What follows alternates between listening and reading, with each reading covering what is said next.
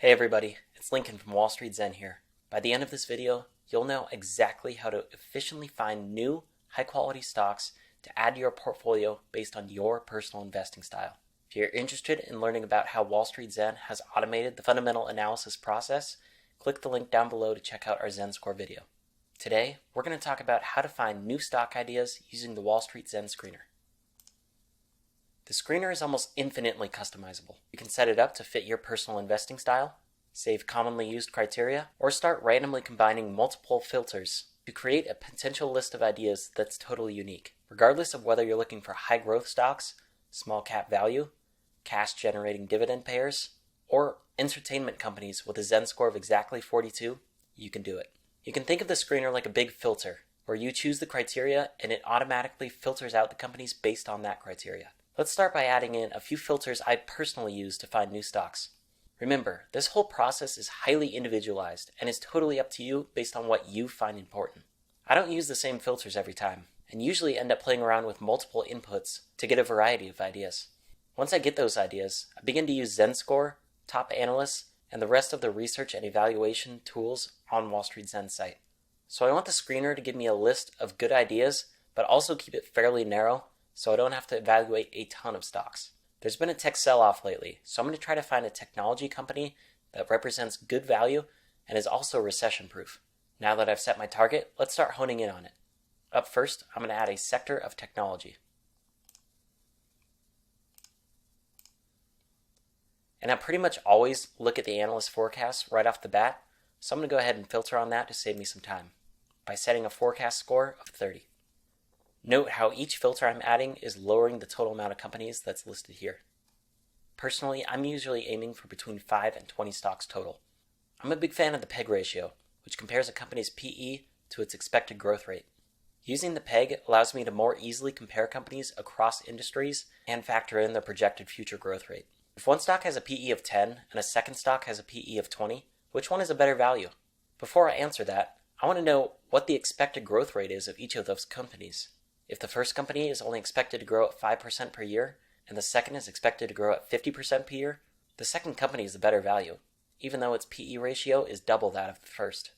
I wouldn't know the difference if I only looked at the PE ratios, but by using the PEG, I can easily see that that second company is a better purchase. That's why I use it. So I'm going to set the PEG value to pass. I'm going to go back up and search for liabilities. Here we go. So I'm going to set both of these financial checks to pass.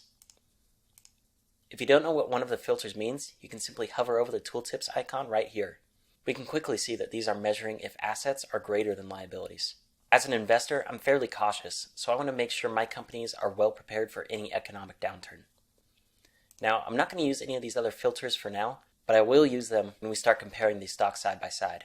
Ideally, I would have less than 52 companies right now, but let's go ahead and take a look and see where I'm at. By default, this sorts by market cap, meaning the largest companies are displayed first. To delete any of your filters, simply hit the X right next to it. Personally, I like owning companies that I've heard of before and ideally use the products of. That way, I don't have to totally familiarize myself with a new product lineup. Again, I really can't emphasize enough how much all of this is personal preference. Knowing what your investment style is will guide you when you set these filters. I'm fairly conservative with my money, and I know there's been a sell-off lately, leading to a lot of good opportunities, which is what is guiding me through this particular screening process. Once I've established my investing style, I can familiarize myself with the tool so I can turn those personal preferences into investment ideas. WallStreetZen Screener is really beneficial here because of how intuitive and user-friendly it is. Instead of always being forced to set specific numbers, which I can do if I want, I can just set filters to pass, fail, or low, medium, and high. It's user-friendly for newer investors or those looking to use more qualitative filters, but it's also powerful enough to handle the workflow of more data-driven users. Plus, look at how easy it is to compare all these stocks side by side based on everything on the WallStreetZen site. Now let's see if there's anything about this list that I don't like so we can add in a few more filters and narrow the number of stocks down. I'm a valuation guy, but given recent market conditions, there's not really a shortage of undervalued companies. Instead, I'm going to look to the earnings and revenue to see if I can filter something out. Okay, I'm going to add positive earnings growth in the last 5 years and a performance score of at least 11. With as many opportunities as there are right now, I can afford to be super choosy and decide to only consider stocks with a strong track record of earnings and revenue growth. Based on these filters, I've got a pretty solid setup here of filters that I would like to use in the future to uncover undervalued tech opportunities. So I'm going to go ahead and save this setup.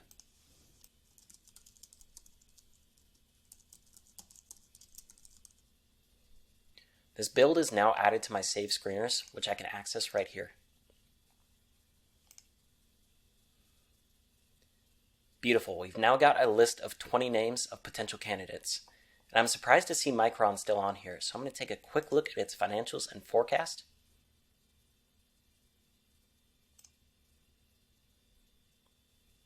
Okay, I'm going to go ahead and add this to my further due diligence watch list, because I definitely want to review it later. On the topic of watch lists, let's head there real quick. If you go to one of your watch lists, you can hit Compare and Screener, and it will take these tickers straight into the Screener tool. Now as for the rest, I'll want to dig through these on here later, but let's go ahead and export these to Excel, just in case I decide to use that as well. Okay, that's a great process if I know what I'm looking for, but what if I don't have that much time or don't want to come up with all this criteria myself? Let's head into stock ideas. If I'm not sure what to filter by, I can go to stock ideas to apply preset filters based on what I'm looking for. A few personal favorites of mine are undervalued growth, growth at a reasonable price, and buy the dip. Let's check out this last one. The name is pretty self-explanatory, but we've also got a nice little description here just in case I'm not 100% sure. Given recent market conditions, there's no shortage of stocks on this list, so let's see if we can narrow it down a bit. I'm going to add a 1-month price change of at least negative 20%.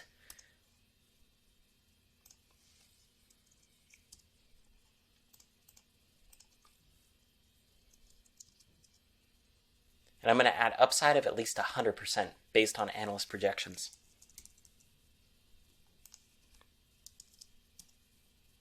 Perfect, that drops us down to 23 names. Cool, so there's a preset screener and how to quickly edit it. I also want to quickly mention my personal favorite in the stock ideas section. Strong buys from top analysts. The best part of this, in my mind, is the analyst color provided with each recommendation. I can get a quick blurb and understanding of why the analyst is making the recommendation that they are. To reiterate, the screener is versatile and customizable because every investor's stock finding process is unique. We're all looking for slightly different things. Combine that with an interface that is easily understandable, pre-built stock ideas, and the functionality of side-by-side comparisons, and you get a truly differentiated product. The screener by itself is available to everyone, but the export and 2 premium stock ideas are for premium users only. To get full access to these features, hit the link down below for a 14-day trial. I hope you enjoyed this walkthrough, and if you have any questions, feel free to contact me.